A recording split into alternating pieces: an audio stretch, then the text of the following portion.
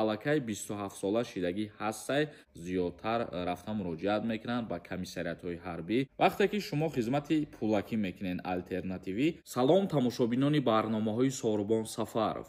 информатсияи нав ба маълумоти шумо мерасонем. дар видео лайк монед ва бо диққат то охирша тамошо кунед. ягон нафарҳое ки мехоҳед фаҳмидан шуморо аз Россия депортатсия кардагӣ ҳастанд ё ин ки не, номери WhatsApp мебарояд дар ҳамуҷа бинависонед. президенти ҷумҳурии Тоҷикистон муҳтарам Эмомалӣ Раҳмон фармони даъваткунӣ ба хизмати ҳарбиро ба имзо расонид. яъне чӣ хеле ки медонед шурӯъ карда аз 1 апрели соли 2025 то 27 май призофи баҳорӣ сар мешавад барои даъваткунӣ ба хизмати ҳарбӣ нафарҳое ки синни солшон ба 18 сола расидагиаст. ва дар ин призов кадом солҳои таваллуд ба хизмат даъват мешаванд аз 1998 то соли 2007. фаромӯш накунед ки дар инҷа моҳу рӯзшан ба назар мегиранд. мисол мегирем соли 2007 ки агар 18 сола шидагӣ набошад ҳолӣ аз даъват ба хизмат озод мебошад.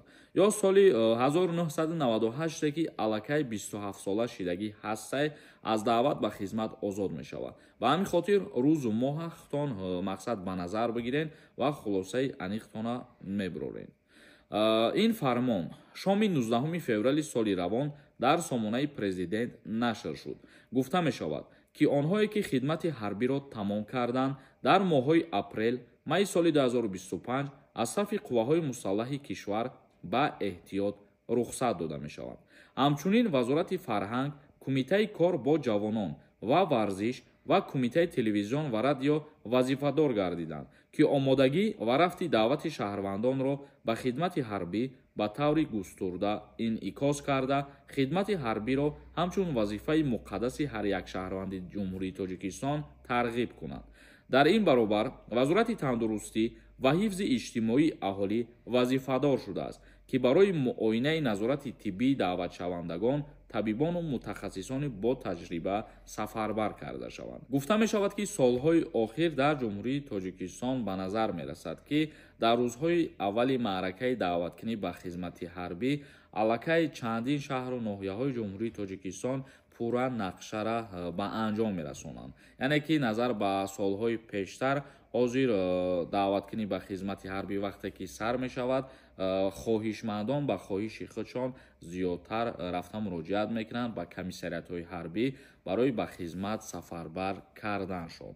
ибод маълумот оиди ба имзо расидани фармони даъваткунӣ ба хизмати ҳарбӣ. акнун комментарияҳоро хонда ба саволҳо ҷавоб мегардонем.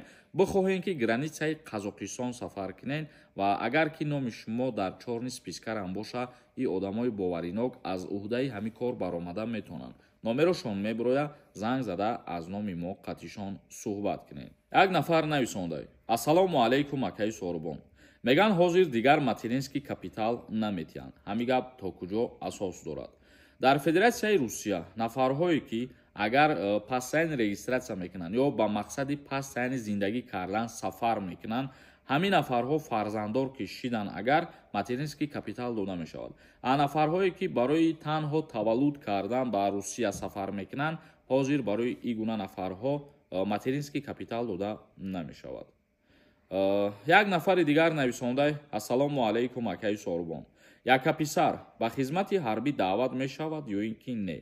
нафарҳое ки як фарзанд мебошанд аз даъват ба хизмати ҳарбӣ озод ҳастанд ва бояд шумо худтона дар қайд бимонед ва ҳуҷҷатҳоро мисол пешниҳод кунед барои яка писар будан.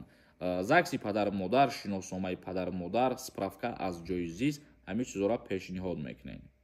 баҳром нависонда: салом акаи Сорбон. хизмати алтернативӣ кунӣ. вайни билета чанд қа пас мегирӣ? вақте ки шумо хизмати пулакӣ мекунед алтернативӣ, дар муддати як моҳ мисол шумо ҳуҷҷата дастрас мекунед. як моҳ дарсҳои ҳарбӣ мехонед. дар ҳамун частҳо рафта баъди ба анҷом расидани дарсотон ҳамин ҳуҷҷата мисол соҳиб мешавед. як нафари дигар нависонда: ассалому алайкум акаи Сорбон. дар Россия ҳозир рейдо рафтеса бошанд. отпечатки чӣ шида бошад? отпечатки дар аэропортҳо дар назар дошта бошӣ. аз моҳи декабри соли 2024 тибқи тағйиротҳои нав дар аэропортҳои шаҳри Москва таҳти назорат гирифтан ҳамин отпечатки гирифтананд ба чӣ хотир? ба хотире ки бисёри нафарҳо номунасаб иваз мекунанд, махсус барои ҳамин дополнительни тафтишотҳо мисол пешкаш кардан бо тариқи отпечатки гирифтан ки бисёр чизона метавонанд ҳамҷо муайян кунанд ва албатта ки ин тафтишотҳо ҳастанд ҳозир. Як нафари дигар нависондаи салом акаи Сорубон. дар ҳамин худмон никоҳи хешитаборӣ мумкин ҳаст ё ин ки не? طبق کودکس اویله جمهوری تاجیکستان آمدگی هست که نکاح بین خویشاوندان نزدیک منع می باشد.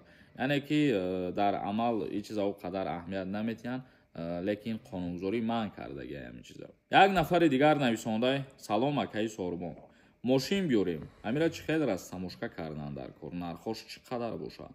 وقتی که شما ماشین میبریم برای رسماشکا کردن ماشین ها هر یک ماشینی که وارد جمهوری تاجیکستان میشوه در گمرک نرخنامه های خودش داره. مثال میگیریم از طرف های اروپا فایزاش دیگره و از طرف های فدراسیون روسیه وقتی که میبرین فایزاش دیگره با همون نرخنامه هایی که در خدمت مقرر شده همون قطعی حساب کرده میشوه. یک نفر دیگر نویسنده سلام اکای سوربون. برای بیکار کردن زکس نمیشوه به مهلت جدا کنیم. برای بیکار کردن زکس نمیشود. یعنی وقتی که شما عریضه پیشنهاد میکنین برای شما مهلت آشتیشوی میتین، این مهلت از 3 ماه تا 6 ماه را در بر میگیره. مثال بعدی با انجام رسیدن این مهلت ها بعد عقد نکاح هم میتونن که بیکار بکنن. تماشابینان عزیز و گرامی خاطر نواری امروزه مون جمع بس میکنیم. زنده و سربلند باشین. خداوند همه ما و شما را نگهبان باشد.